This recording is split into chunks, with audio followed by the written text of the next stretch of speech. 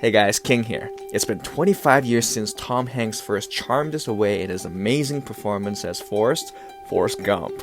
But what do you remember from this movie? Run, Forrest, run? Stupid is as stupid does? Life is like a box of chocolates? Really? It's been a while. Now I know that there are those who roll their eyes at these lines as being cheesy and maybe even shallow. But when I rewatched it again, I realized that all those seemingly silly quotes may not have stuck with us because they're silly, but because together they form a more profound message than we may have previously realized.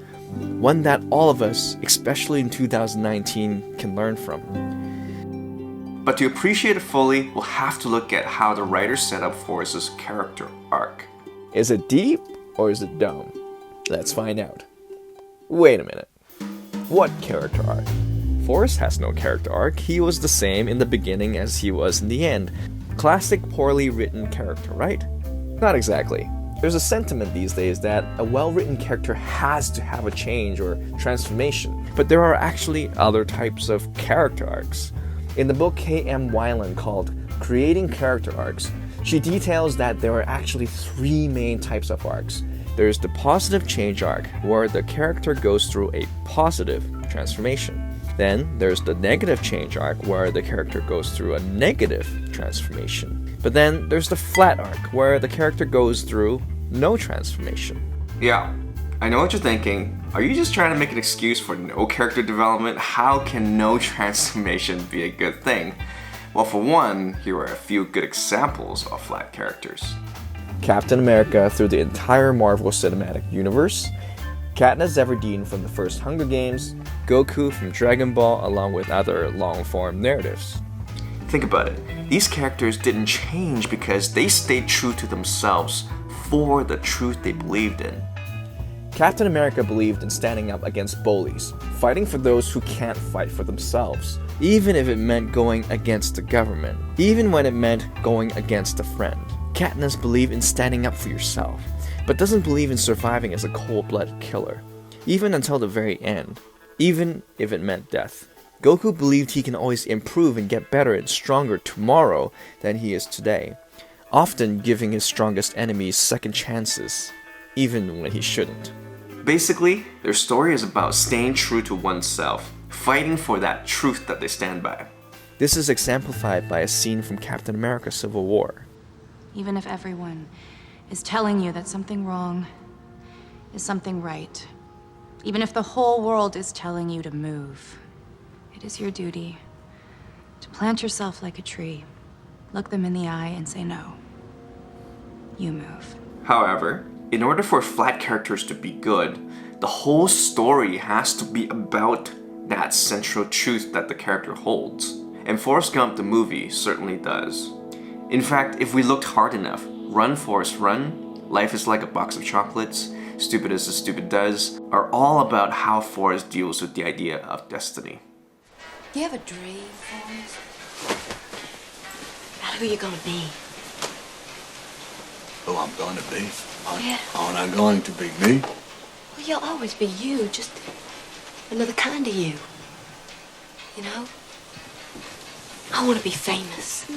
Simply put, Jenny was never happy about who she was. She wanted to be a star. She wanted to be loved, a part of something. Bubble, on the other hand, wasn't happy about being in the army. He wanted to be a shrimping boat captain. He wanted to be a part of his family's legacy. Lieutenant Dan wasn't happy just to make a sacrifice for his country, which he did, but what he really wanted was to be a war hero. He wanted... Actually, Forrest said it better. He was from a long, great military tradition. Somebody in his family had fought and died in every single American war. I guess you could say he had a lot to live up to. Meanwhile, what could Forrest dream for? What can he wish to be a part of, especially when people keep on asking? Oh, what are you, stupid or something? Are you retarded or just plain stupid? Are you stupid or something? Are you crazy or just plain stupid? These are gonna make you Next to Mama, no one ever talked to me or asked me questions. Are you stupid or something? Mama says stupid is as stupid does. While Forrest's mama's teachings can come across as a little strange, they were designed to tell Forrest one thing. Don't let others tell you what you are. Even the smartest person can do the dumbest things. You are what you do, not how others see you. It is this truth that the three best friends struggled with most. And that's no coincidence. Jenny was constantly looking for validation, taking shortcuts, ignoring what she was doing and who she was becoming, chasing after the latest trends, going from one abusive relationship to another. For Bubba, all he did was dream, neglecting what he should be focusing on, preparing for when he will be tested. While planning is great, he serves as a grave reminder that sometimes, if we want to do something, don't wait. Ditto for Lieutenant Dan. All he thought about was the glory of dying for his country. I told you to leave me there, Gump! But when his legs and dreams as a war hero was taken away from him, the lie he believed in exposed him. Instead of continuing to do what he can to serve, he only focused on what he can no longer do in the future. I had a destiny. I was Lieutenant Dan Taylor.